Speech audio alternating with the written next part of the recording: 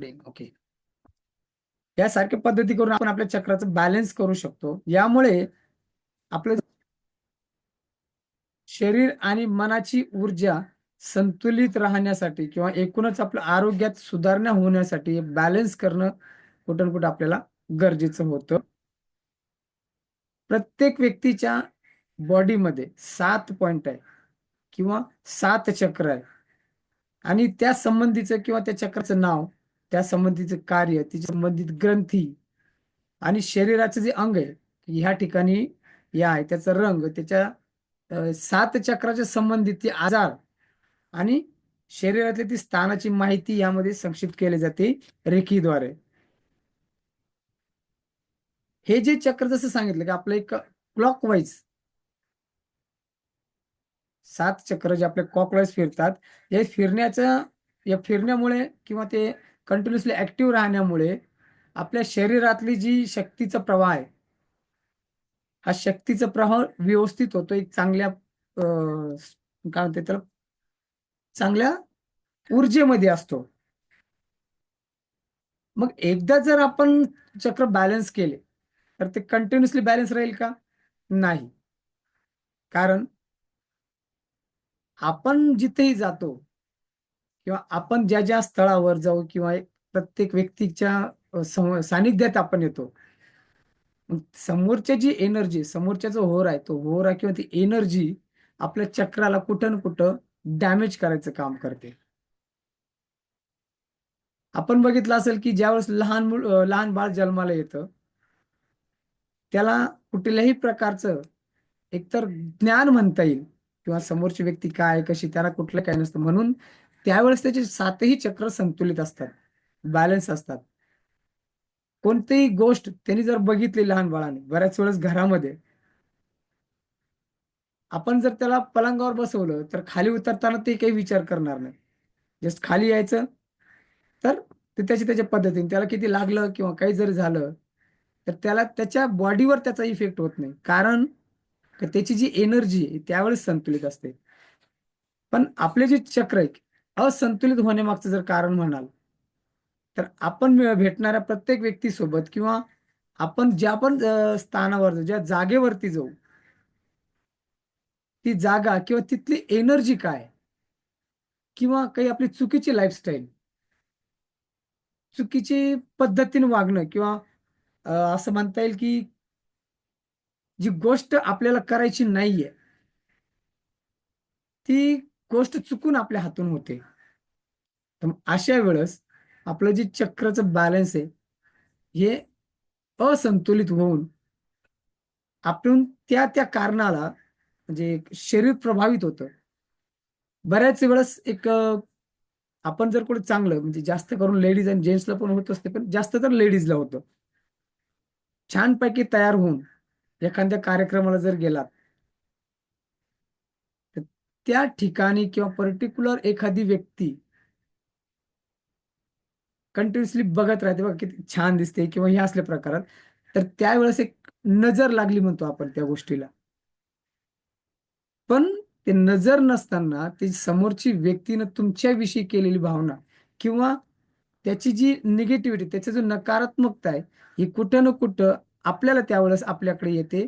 म्हणून बऱ्याच वेळेस डोकं दुखायला चालू होते बघा. डोकंदुखी किंवा अंगदुखी याच्यामुळे चालू होते.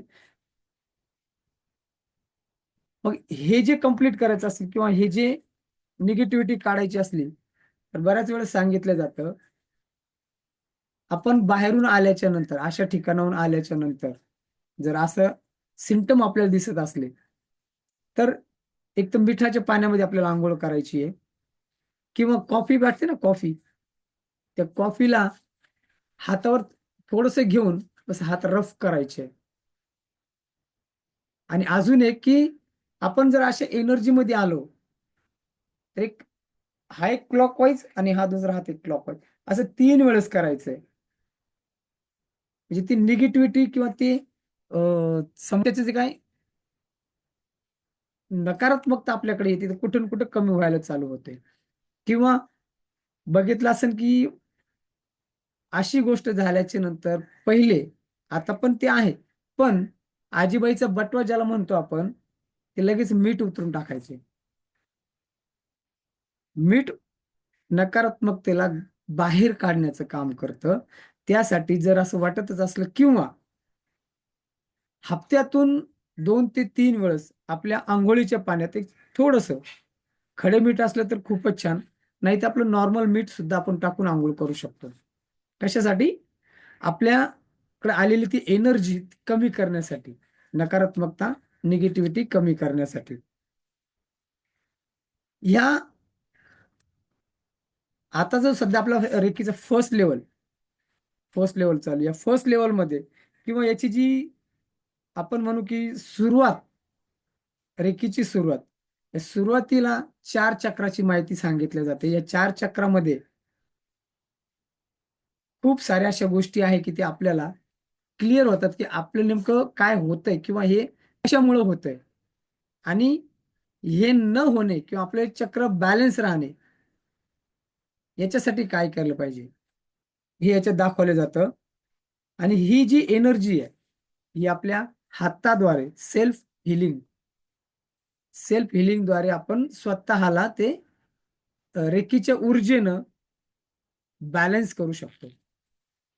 तर 7 चक्रामध्ये जस्ट मेकअप पीठ स्क्रीन शेअर करतो. स्क्रीन दिसायला लागल्यावर मला सांगा.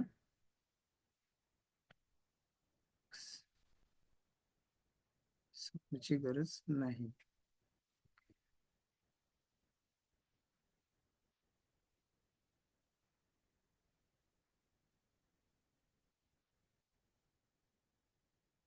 ओके.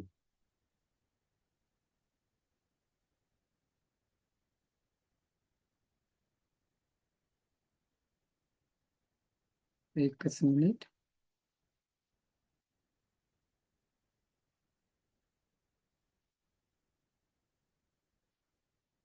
दिसते माझी स्क्रीन?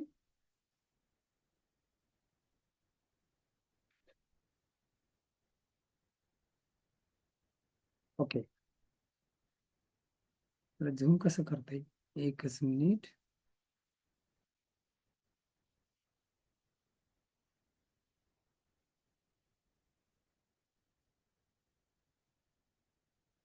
Oh shit.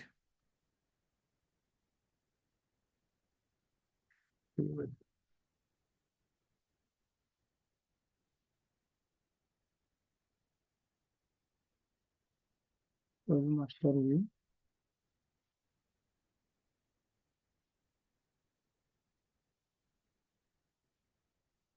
एक मिनिट हा. Just challenges.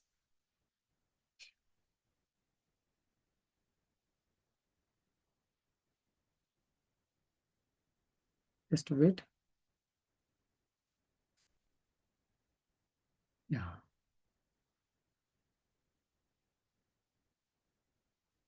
व्ह्यू.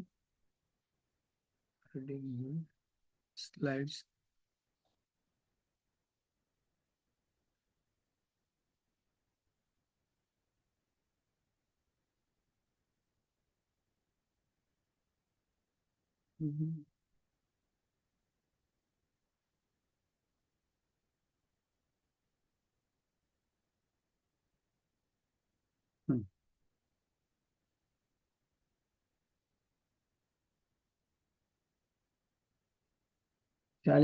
चॅलेंजेस आलं म्हणजे काहीतरी आपण शिकतोय हे क्लिअर होतं आहे की नाही?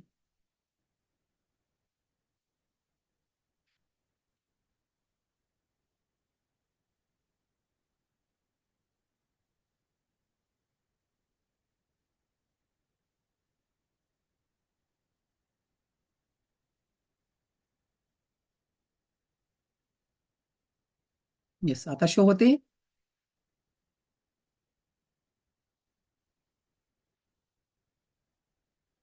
ओके.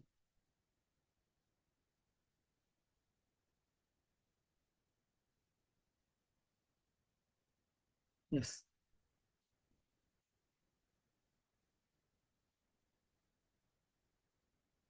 आपल्या बॉडीमध्ये 7 जे चक्र आहे, सगळ्यात पहिले वरती ते आपल्या माथ्यावर सहस्त्रार चक्र, त्याच्यानंतर दोन भुवयाच्या मध्ये आज्ञाचक्र, थर्ड आय चक्र ज्याला म्हणतो आपण, आपल्या मानेमध्ये, गळ्यामध्ये विशुद्धी चक्र, त्यानंतर आपलं जी हार्ट आहे तिथं अनाहत, अनाहत चक्र, हार्टच्या खाली किंवा नाभीच्या वरती दोन बोट वरती मणिपूर चक्र, नाभीच्या दोन बोट खाली जिथं ओटीपोट आहे तिथं स्वादिष्टान चक्र, आणि जो भाग आपला जमिनीला टेकतो त्या भागाला मूलाधार चक्र असं म्हटलं जातं. योगामध्ये मूलाधार चक्राला एक नंबर म्हटलं जातं आणि रेकी थेरपीमध्ये सहस्त्रार चक्रापासून सुरुवात होते. कारण आपली जी एनर्जी आहे, जी एनर्जी पहिले आपल्या सहस्त्रार चक्रामध्ये येते आणि सहस्त्रार चक्रामधून पूर्ण शरीरामध्ये ती प्रवाहित होत असते. म्हणून रेकीमध्ये पहिलं चक्र जर असेल तर सहस्त्रार, आणि योग प्राणायाम ह्याच्यामध्ये जे आहे ते मूलाधार चक्राला एक नंबर म्हटलं जातं. येस. तर पहिलं चक्र आहे सहस्त्रार चक्र. तुम्ही एक तर स्क्रीनशॉट घेऊ शकता याचा किंवा नोट डाऊन पण करू शकता. सहस्त्रार चक्र जे याचा अर्थ आहे हजार. सहस्त्रार चक्र कुठे आहे? आपल्या टाळूला, टाळूवरती इथं सहस्त्रार चक्र. याचा अर्थ आहे हजार. कारण इथं सगळे विचार येतात ना, हजार विचार येतात आपल्या डोक्यामध्ये, आपल्या माइंडमध्ये. त्याचा अर्थ हजार आहे, त्याचा तत्व आहे विचार. याचा रंग जांभळा, याचा ज्ञानेंद्रिय विवेक, म्हणजे चांगले विचार, चांगली शक्ती आपण सहस्त्रार चक्रातून चालू करतो. याच्या संबंधित ग्रंथी पिनियल ग्रंथी, याची वृत्ती आहे ज्ञान, आणि सगळ्यात महत्वाचं म्हणजे याचे जे कार्य आहे, ज्यांचं पण सहस्त्रार चक्र बॅलन्स असतं, संतुलित असतं, हे जे कार्य आध्यात्मिक प्रगती. म्हणजे आध्यात्मिक प्रगती नॉर्मली जर बघितलं तर 35 ते 40 वर्षाच्या नंतर ही आध्यात्मिक प्रगती व्हायला चालू होते. कारण त्याच्या अगोदर स्वतःमध्ये किंवा आपण आपल्या संसारामध्ये खूप जास्तपणे गुंतलेला असतो.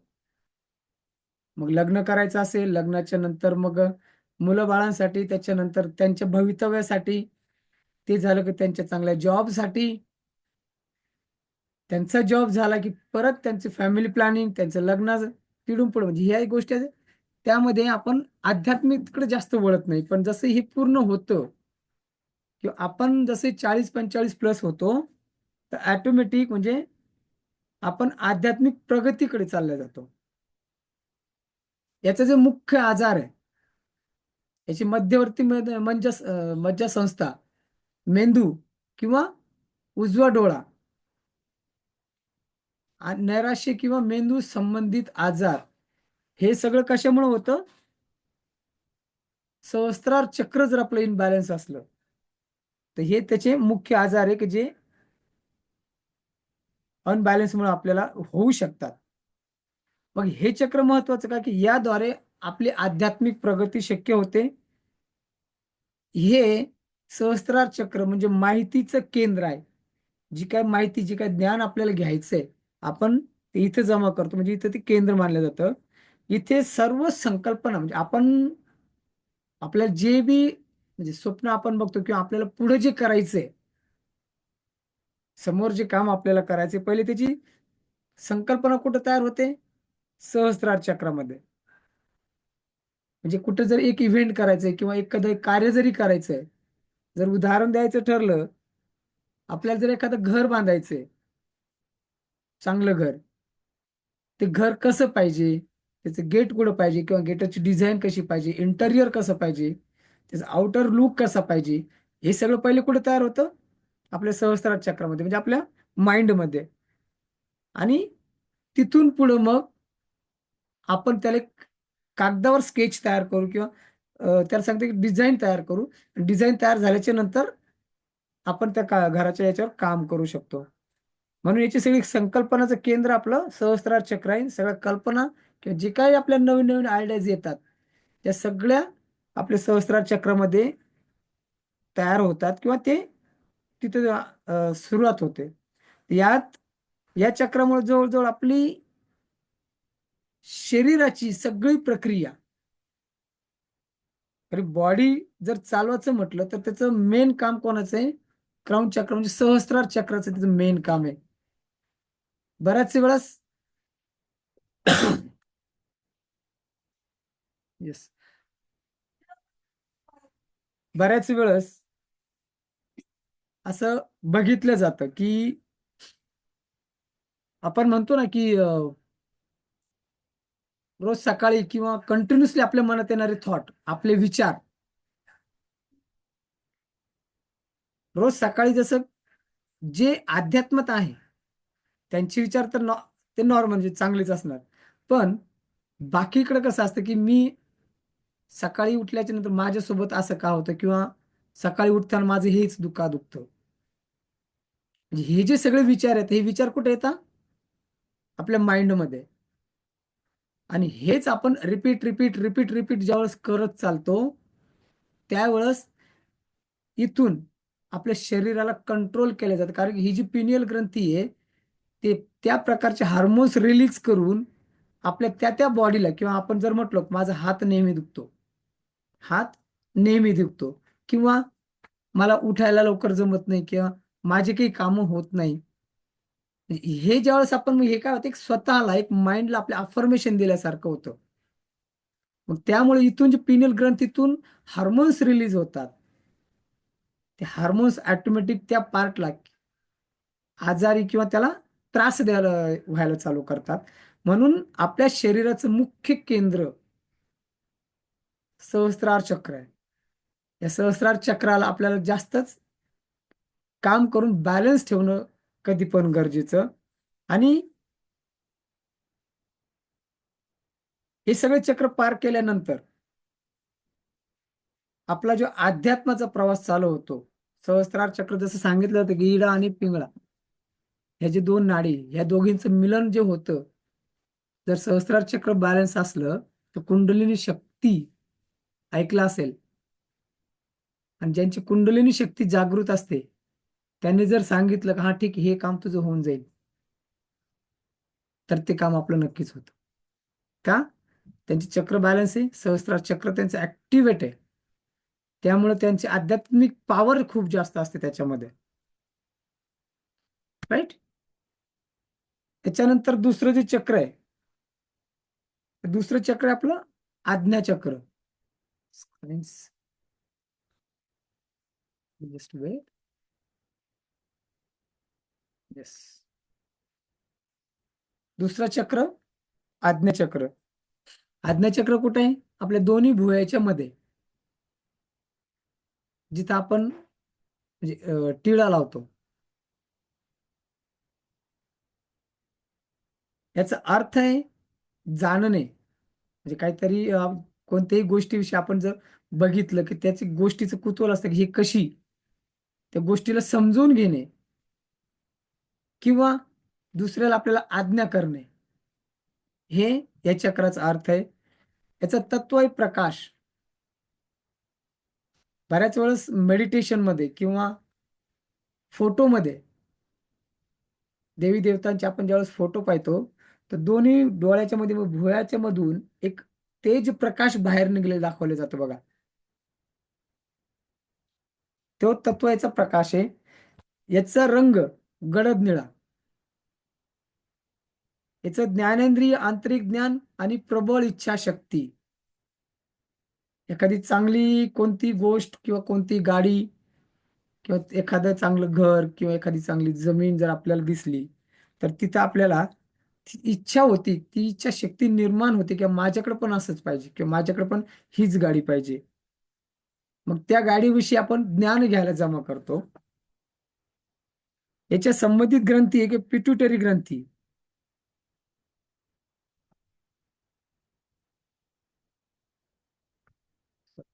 झालं नाही का दुसरं चक्र? हा. याची संबंधित ग्रंथी पिट्युटरी ग्रंथी, याची वृत्ती, इच्छा आणि प्रेरणा. आपण एखादी जर चांगलं काम किंवा काय म्हणता येईल त्याला, एखाद्यांचं जर ऑफिस आहे ना, तर एखादं चांगलं ऑफिस बघितलं की प्रेरणा आपल्याला मिळते की आपल्याला पण असंच करायचं किंवा मला पण असंच करायचंय. आणि याची वृत्ती, इच्छा आणि प्रेरणा, याचं कार्य, अपेक्षा आणि मानसिक संवाद.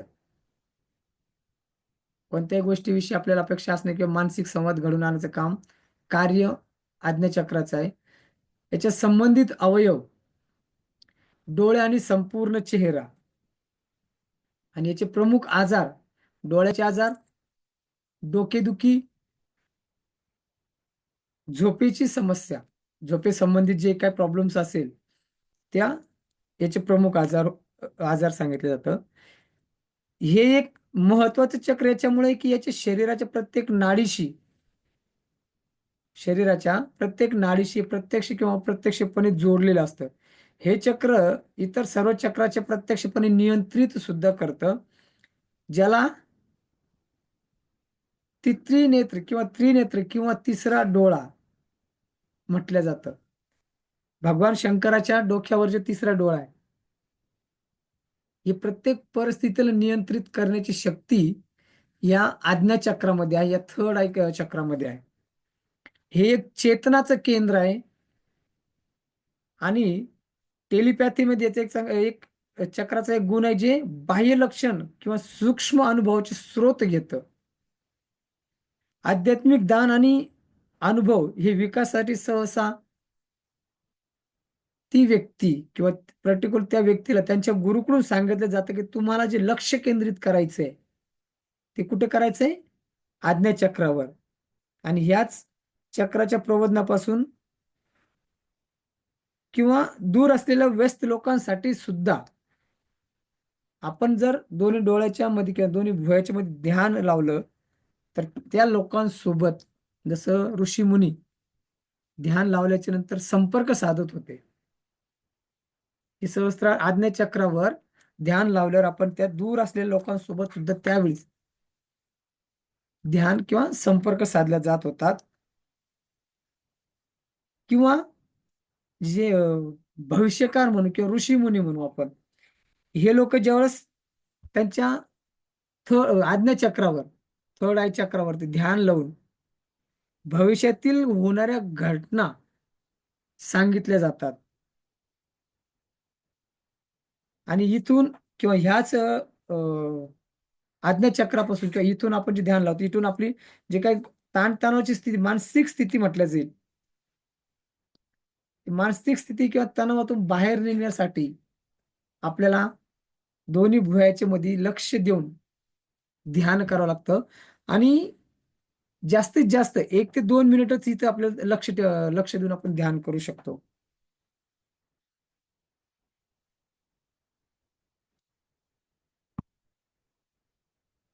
याला गुरुचं स्थान देखील म्हटलं जातं. Yes. तिसरं चक्र आहे विशुद्ध चक्र. विशुद्ध चक्र कुठं आहे? आपल्या गळ्याजवळ. सकाळचं जे मेडिटेशन मध्ये आपण सांगतो ना की 2 हात गळ्याच्या समोर किंवा मागे ठेवू शकतो, ते विशुद्धी चक्र. याचा अर्थ काय? शुद्धीकरण करणे. याचं तत्व आहे आकाश. याचा रंग आहे आकाशी निळा. याचं ज्ञानेंद्रिय श्रवण करणे, ऐकणे. याची ग्रंथी थायरॉइड, पॅराथायरॉइड वरती आहे बोलणे. याचं कार्य अभिव्यक्ती, संबंधित अवयव घसा, खांदा, हात आणि हाताचे तळवे. आणि याचा प्रमुख आजार घशाशी संबंधित पूर्ण पापणी, थायरॉइड किंवा श्रवण विषयक आजार म्हणजे ऐकण्यात विषयाचे आजार. आणि याची मुख्य कार्यकारी शक्ती म्हणजे सहानुभूती. जसंही एखादा व्यक्ती आपल्याला बऱ्याच वेळेस भेटतो की आपण म्हणजे आपल्याला जर काही सांगायचं असलं तर आपल्याला तो वेळ देत नाही. तो त्याचीच खूप काही गोष्ट सांगत चालतो, हे झालं, हे झालं, असं झालं, तसं झालं. म्हणजे हे काय होतं, तो कंटिन्युअसली बडबड करत असतो. म्हणजे हे काय, त्याचं विशुद्ध चक्र जास्तच ऍक्टिव्ह आहे, जे आपल्याला बोलायला संधी देत नाही. अशा व्यक्तीचं विशुद्धी चक्र किंवा थोट चक्र जे आहे हे जास्त ऍक्टिव्ह आहे. आणि एक व्यक्ती अशी पण असते की आपण त्याला खूप बोलतो, पण तो दोनच शब्दामध्ये उत्तर देतो. हा, ओके, किंवा हा, ना. या दोनच गोष्टीमध्ये तो आपल्याला उत्तर देतो. म्हणजे कुठं ना कुठं त्याचं थोट चक्र अनबॅलन्स, म्हणजे कमी ऍक्टिव्ह ज्याला म्हणतो आपण, हे होतं. आणि अर्थ जे शुद्धीकरण आहे, शुद्धीकरण म्हणजे आपल्या आपल्याला दुसऱ्याविषयी जर चांगलं काही ज्ञान देत येत असलं, ते ज्ञान केव्हा दिलं जाईल, ज्यावेळेस आपलं थोट चक्र बॅलन्स आहे, संतुलित आहे. म्हणून त्यावेळेस आपण जे सांगू लोकांना कुठं ना कुठं ते त्यांच्या फायद्याचंच असेल, कुठं, म्हणून त्याला शुद्धीकरण हे असं म्हटलं जातं. आणि हे जर बॅलन्स करायचं आहे पहिल्या डिग्रीत, फर्स्ट लेवलमध्ये जर बॅलन्स करायचं आहे, याची ज्याचं तत्व सांगितलं जातं. जसे विशुद्धी चक्राचा आकाश आहे, त्याच्यानंतर सहस्रार चक्राचं जांभळा रंग, आज्ञा चक्राचं गडद निळा प्रकाश. ते आकाशाकडे ज्यावेळेस आपल्याला काही असं वाटलं की माझं बोलताना मी कुठेतरी अडखळतोय, त्यावेळेस काही वेळ, जास्त नाही पण काही वेळ आपण आकाशाकडे बघू शकतो. हे चक्र जर समजा एखादी व्यक्तीविषयी किंवा आपल्याला काय सांगायचंय याची आपण जी भावना आहे, ही भावना व्यक्त करू शकत नाही, म्हणजे कुठं ना कुठं आपलं चक्र अनबॅलन्स. आणि ज्यावेळेस अनबॅलन्स होतं, त्यावेळेस याच्या संबंधीचं जे थेट संबंध जर म्हटलं, डायरेक्ट थायरॉइड सोबत याचा येतो. थायरॉइड ग्रंथीवर याचा परिणाम दिसायला चालू होतो आणि हे संपूर्ण शरीर मग थायरॉइड ग्रंथीमुळं अनबॅलन्स व्हायला चालू होतं. ज्यांना पण थायरॉइड आहे त्यांचं वजन वाढतं बघा. थायरॉइड दोन प्रकारचे, एक नॉर्मल थायरॉइड आणि एक हायपोथायरॉइड. हायपोथायरॉइड जर असलं तर वेट वाढायला चालू होतं, जास्त स्पीडनं वेट वाढतं. तर मग ह्यासाठी आपल्याला विशुद्धी चक्र बॅलन्स करणं खूप गरजेचं असतं. त्याच्यानंतर चौथं चक्र हार्ट चक्र. हार्ट म्हणजे हृदय, अनाहत चक्र ज्याला म्हटलं जातं. याचा अर्थ म्हणजे हे संबंधित आहे आपल्या हृदयासोबत. याचं तत्व आहे वायू, हवा. याचा रंग आहे हिरवा. याचं ज्ञानेंद्रिय स्पर्श. संबंधित ग्रंथी थायमस ग्रंथी. याची वृत्ती भीती, आशा, चिंता, अहंकार. याचे कार्य प्रेम, करुणा, दयाळूपणा किंवा संबंधित अवयवाचे हृदय आणि हात येतो. आणि याचा मुख्य आजार दमा, रक्तदाब म्हणजे हाय बीपी, लो बीपी, हार्टविषयी समस्या किंवा मूत्रपिंडा संबंधित रोग, आणि नैराश्य किंवा निराशा, चिंताग्रस्त.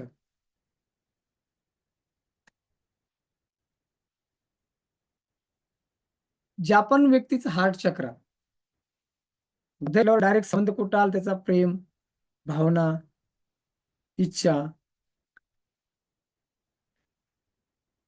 आपण जर आपल्या लहान मुलांना बघा टच जरी केलं तर स्पर्श त्यांना जाणवतो, आणि तो स्पर्श कुठेतरी त्यांना सांगतो की हे एक चांगला आहे, किंवा आपल्या व्यक्तीचा स्पर्श आहे, तो स्पर्श त्यांना जाणवतो. म्हणजे हार्ट चक्र जर बॅलन्स असलं तर दुसऱ्या प्रती,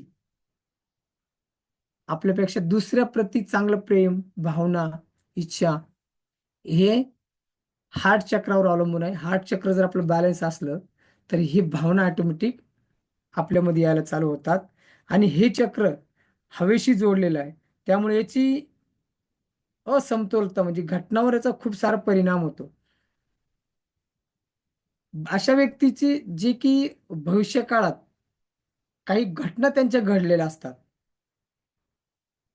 सॉरी भूतकाळात काही घटना घडलेल्या असतात, त्या घटनेचं वारंवार विचार येऊन ती व्यक्ती कुठेतरी कमी बोलेल किंवा त्या घटनामधून बाहेर निघत नाही. होणारं काम त्यांचं पूर्ण होत नाही, किंवा आपण जे आपण कामात जातो किंवा आपलं जे पण कंटिन्युअस रुटीन आहे, त्या रुटीनमध्ये कुठं ना कुठं अडचणी यायला चालू होतात. हे आपले हार्ट चक्र अनबॅलन्स असल्यामुळं. त्यासाठी याचं जे कार्य सांगितलं, कार्याचं प्रेम, करुणा, दया. आणि ज्यांना अनबॅलन्स हार्ट चक्र आहे, दुसऱ्याविषयी प्रेम त्यांच्या मनात राहत नाही, किंवा आपण किती त्या व्यक्तीचं पर्टिक्युलर आपण काही चांगलं काम केलं किंवा त्याविषयी आपल्या मनात तर त्यांच्याविषयी खूप आदर आहे, प्रेम आहे, पण ती व्यक्ती कुठं ना कुठं आपण कितीही चांगलं सांगितलं तर त्यांच्या ते लक्षात बसत नाही, किंवा ते त्यांच्यापर्यंत पोहोचत नाही. त्यांचं काहीतरी ते एक असतं, हा ठीक आहे, मग तू हे सांगता असं ना होतं का, किंवा ते असं होऊच शकत नाही. ह्या गोष्टी किंवा हे सारे प्रकार हे असंतुलितमुळं किंवा अति ऍक्टिव्हमुळं घडतात. आणि याचा जो परिणाम आहे हार्ट चक्राचा, सगळ्यात मोठं जर म्हटलं आपलं बॉडीला सगळ्यात जास्त काळ चालणार 24/7 हार्ट, आणि ह्याच संबंधित जास्त आजार चालू होतात. प्रामुख्यानं चिंता, भय, निराशा, हे जर सगळं दडपण यायला चालू झालं तर त्या व्यक्तीचा ऑटोमॅटिक बीपी वाढायला चालू होतो. कंटिन्युअसली जर व्यक्ती चिंताग्रस्त असली, त्यांच्यात निगेटिव्हिटी यायला चालू होते. त्याच्यानंतर कंटिन्यू आपण जर स्ट्रेसमध्ये असलो, त्या स्ट्रेसमुळं माइंड डिस्टर्ब होऊन आपले जे अवयव आहे, म्हणजे इंटरनल ऑर्गन ज्याला म्हणतो आपण, त्या ऑर्गन्सला सुद्धा धोका व्हायला चालू होतो.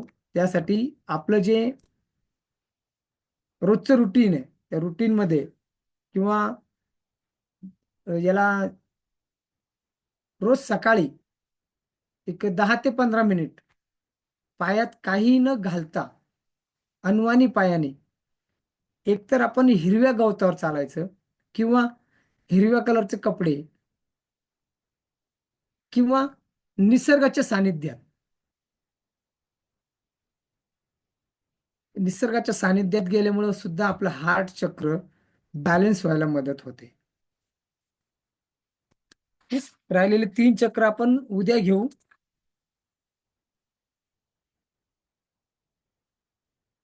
ओके. एक छोटस मेडिटेशन घेतोय आपण आज.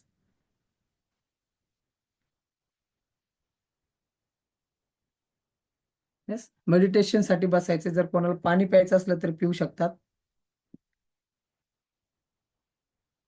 कारण मेडिटेशन करत असताना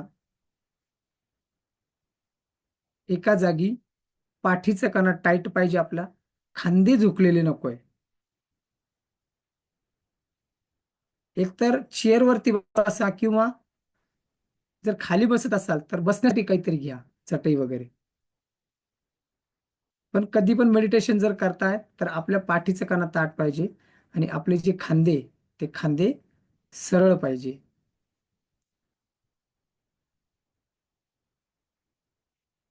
येस. सो माझा कॅमेरा बंद करतो मी.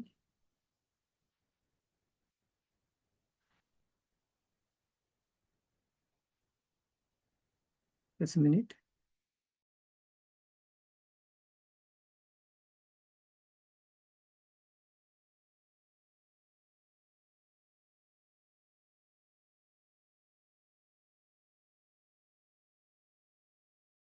डीप ब्रेथिंग करायची आहे. Recording in progress.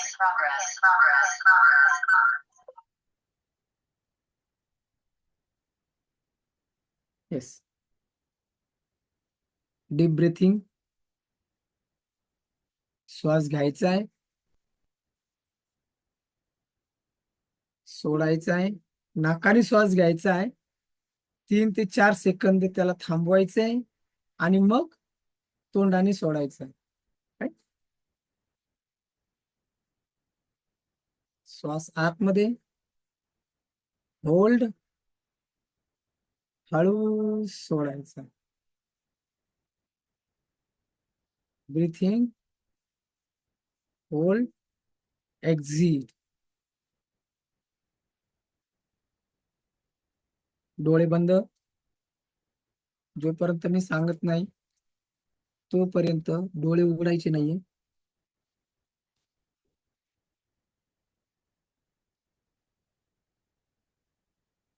मी प्रत्येक दिवस माझ्या जीवनाप्रती अधिक उत्साही होत आहे.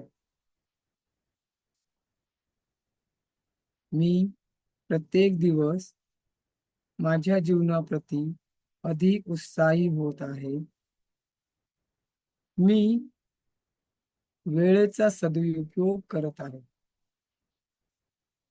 मी वेळेचा सदुपयोग करत आहे.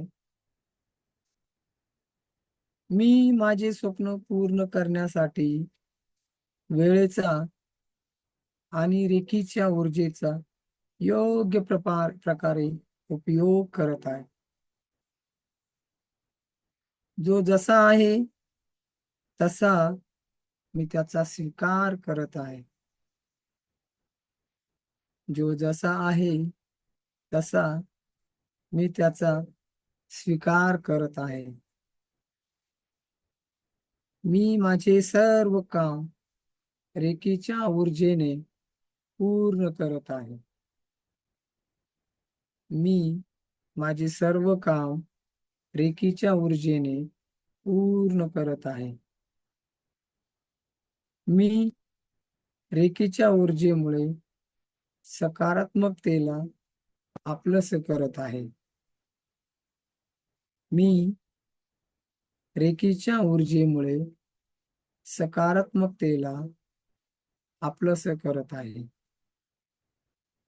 रेखीच्या ऊर्जेने मी जे पण विचार करतो ते मी अगदी सहजपणे पूर्ण करत आहे. मी अशा सर्व परिस्थितीचा स्वीकार करतो जी परिस्थिती मी बदलू शकत नाही. मी स्वतःला भूतकाळापासून मुक्त करत आहे. मी स्वतःला भूतकाळापासून मुक्त करत आहे. मी रेकीच्या प्रती समर्पित होत आहे. मी रेकीच्या प्रती समर्पित होत आहे. प्रत्येक दिवशी मी ध्यान साधनेत तल्लीन होत आहे. प्रत्येक दिवशी मी ध्यान साधनेत तल्लीन होत आहे. मी माझे सर्व काम वेळेच्या आत करत आहे. मी माझे सर्व काम वेळेच्या आत करत आहे. माझे संबंध, माझे मित्रपरिवार, माझे फॅमिली यांच्यासोबत मधुर होत आहे. मी आनंदी आहे, सुखी आहे आणि रेकी माझी संपूर्ण संरक्षण करत आहे. मी आनंदी आहे, सुखी आहे आणि रेकी माझे सर्व काम पूर्ण करत आहे. रेकी माझे संपूर्ण संरक्षण करत आहे. Thank you, thank you, thank you reiki. मी 10 पर्यंत काउंट करेल. जसे माझा काउंट संपला की दोन्ही हात रब करायचे आणि डोळ्यावर ठेवून त्या अंधारामध्ये डोळ्याला उघडायचे. 10, 9, 8, 7, 6, 5, 4, 3, 2, 1. हाताला रफ करायचे. ती एनर्जी आपल्या चेहऱ्याला द्यायची, डोळ्यावर हात ठेवायचे आणि त्याच अंधारात डोळे उघडायचे. हातापायाला थोडंसं हलवायचंय. या परिस्थितीसाठी सजग होऊन डोळे उघडायचे. स्वतःला धन्यवाद द्यायचा आहे, या ऊर्जेला धन्यवाद द्यायचा आहे.